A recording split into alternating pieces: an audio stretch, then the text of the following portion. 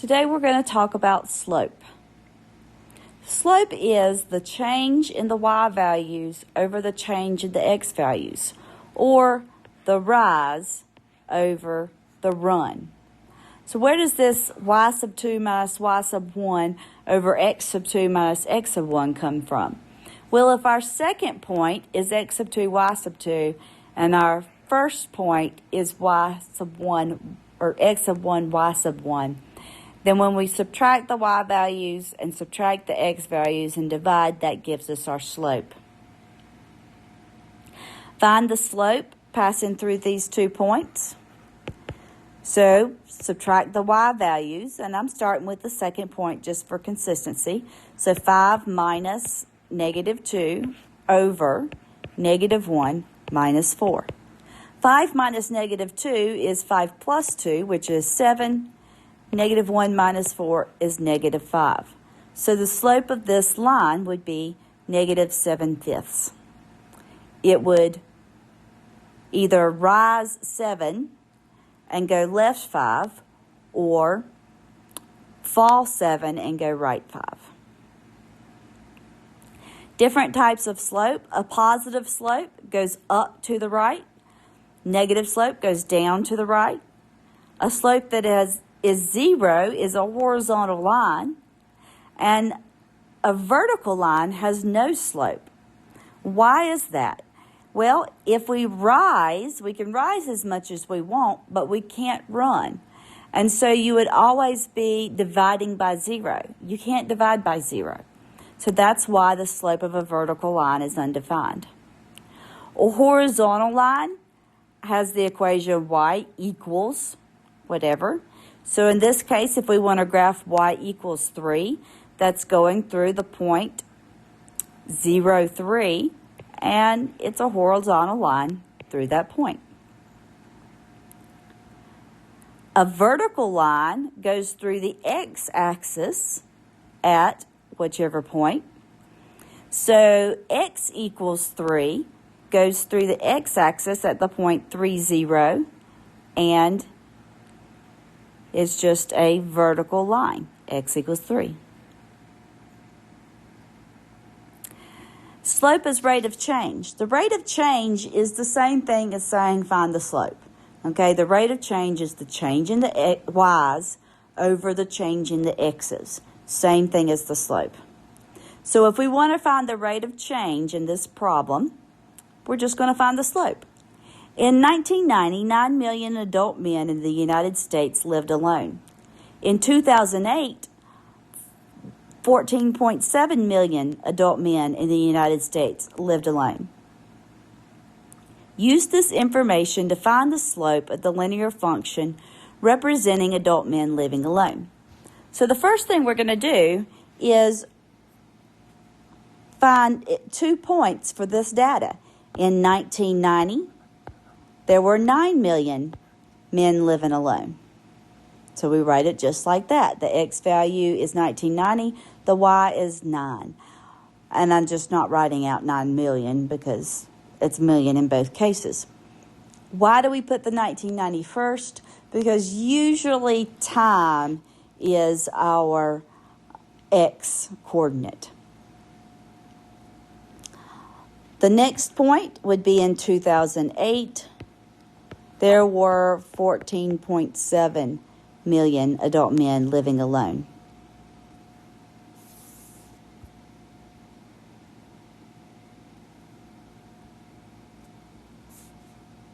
So now that we've got our 2 points, we can find the slope. We'll subtract the y's and subtract the x's. So 14.7 minus 9 over 2008 minus 1990. And that would be 5.7 over 10. Oh, no, over 18.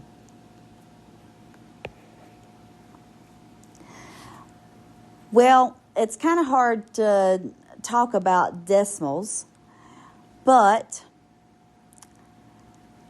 let's do this. We have 5.7 million men, right? So that's 5,700,000 men over 18 years. So what this means for us is the population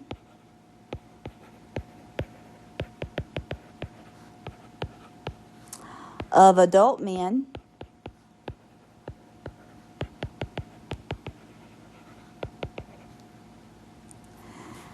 living in the United States grows by 5,700,000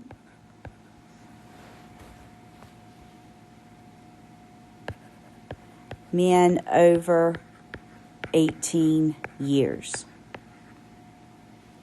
Now, when you're finding the slope, you also want to keep in mind that usually you won't write it with a decimal. So you may need to change it to a fraction, which in this case it would be 19 over 60, or you could change it into an approximate decimal. The average rate of change of a function is just the slope between 2 points on the function. So if we want to know the rate of change between this point and this point, we just find the slope. So find the average rate of change for the function x cubed from the point where x is -2 to the point where x is 1 or 0. We need to find our 2 points, which means we need to find the y values.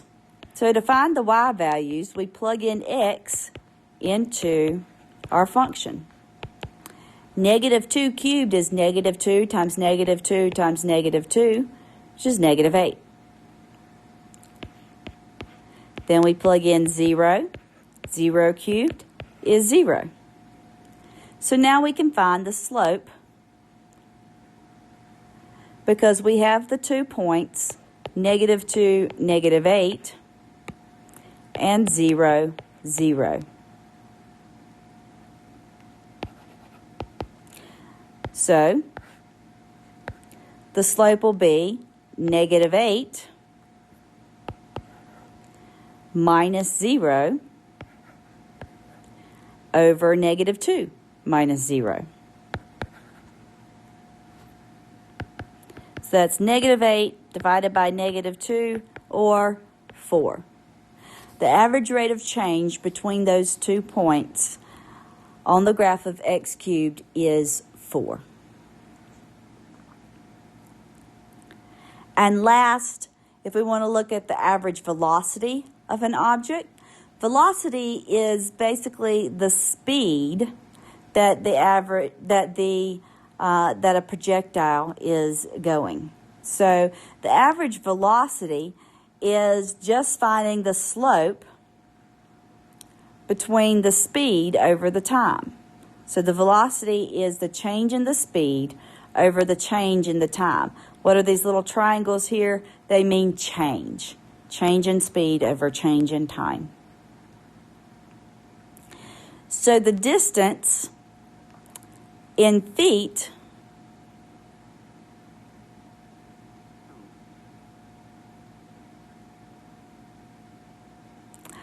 that's distance over time.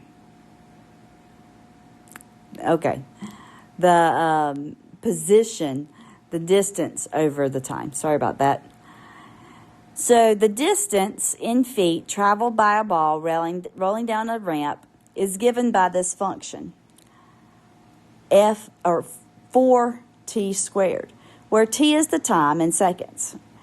After the ball is released, find the ball's average velocity from 1 second to 2 seconds. So we do the same thing we did in the last example.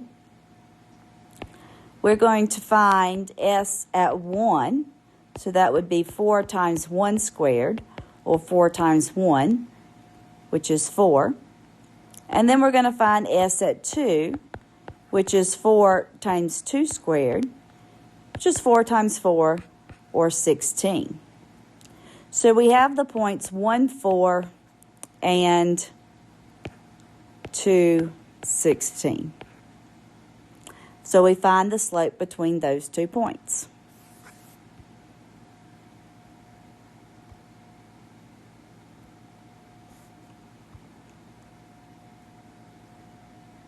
So we would do 16 minus 4 over 2 minus 1. That gives us 12 over 1, or 12. So the slope, the average rate of change here is 12 feet per second. The average velocity. And that concludes us on slope for now.